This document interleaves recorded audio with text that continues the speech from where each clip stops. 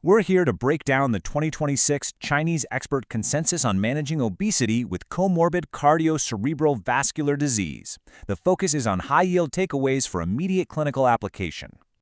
Our agenda is straightforward.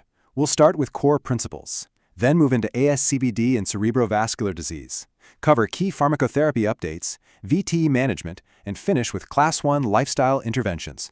Let's get started. Okay, Section 1, Core Management Principles. We're looking at the foundational parameters and the overall approach here. First key takeaway, the diagnostic threshold. The consensus uses the Chinese standard for obesity, which is a BMI of 28 kilograms per meter squared or higher. This is the trigger for initiating the management algorithm. The core principle is an integrated, multidisciplinary strategy. You've got Western medicine and traditional Chinese medicine working together. But the absolute non-negotiable foundation for everything we're about to discuss, it's lifestyle intervention. That has to be in place. Let's move into Section 2, Obesity and ASCVD. We'll focus on therapeutic strategies here. Here's the top-line Class 1 recommendation for these patients. It's a dual intervention strategy. We must simultaneously treat both the obesity and the atherogenic dyslipidemia. This isn't sequential, it's concurrent, using both lifestyle and pharmacotherapy. Now, the consensus integrates a TCM perspective. They use the concept of phlegm stasis. Think of phlegm as the metabolic dysfunction, like our dyslipidemia, and stasis as the blood stasis or vascular obstruction. This framework helps explain the link between metabolic issues and blocked vessels. All right, let's talk PCI considerations. For procedural access, radial artery is preferred. Post-PCI, these patients have a higher risk of restenosis and MACE. Importantly, GLP-1RA intervention has been shown to cut that MACE risk by 13%. On antiplatelet therapy, standard P2Y12 inhibitor dosing is generally fine, but you need to be cautious with de-escalation strategies. Really consider the BMI. And long-term, be aware of a higher risk for non-target lesion revascularization. Okay, on to Section 3. Now we're looking at obesity in the context of cerebral vascular disease. The data here is stark. For every 5 kilograms per meter squared increase in BMI, there's a 40% jump in stroke incidence. That's a huge risk increase that we need to be managing proactively. So, what are the key management points for obese stroke patients? Well, for acute ischemic stroke, RTPA thrombolysis within the 4.5-hour window is still the standard.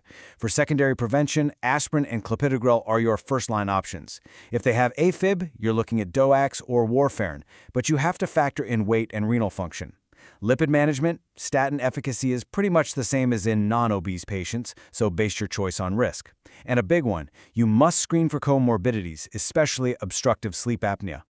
All right, Section 4, let's get into the key pharmacotherapy updates, and we'll be focusing heavily on the GLP-1 receptor agonists. Here are the approved agents listed in the consensus. You have the lipase inhibitor, orlistat, then the GLP-1RAs, liraglutide, semaglutide, and benaglutide. And of course, the dual GIP/GLP-1 agonist, tirzepatide. But here's the crucial point about GLP-1 receptor agonists. They are highlighted for a very specific reason. Their dual benefit. Yes, they cause significant weight reduction, but they also have proven independent benefits in reducing cardiocerebrovascular events. This isn't just about weight, it's about MACE reduction.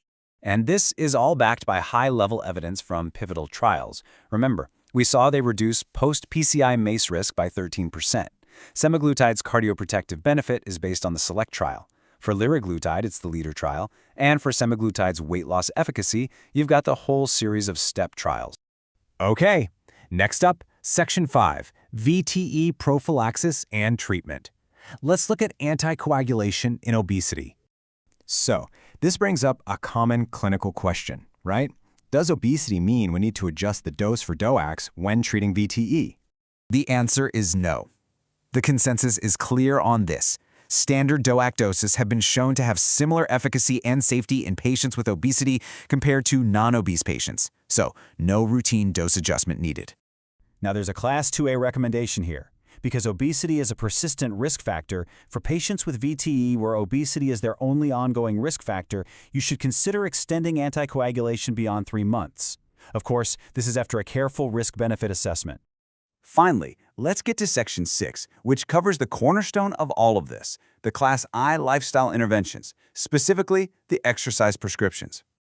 First up, a Class I Level A recommendation: 150 to 300 minutes per week of moderate intensity aerobic exercise. The alternative, also Class 1, Level A, is 75 to 150 minutes per week of vigorous intensity aerobic exercise.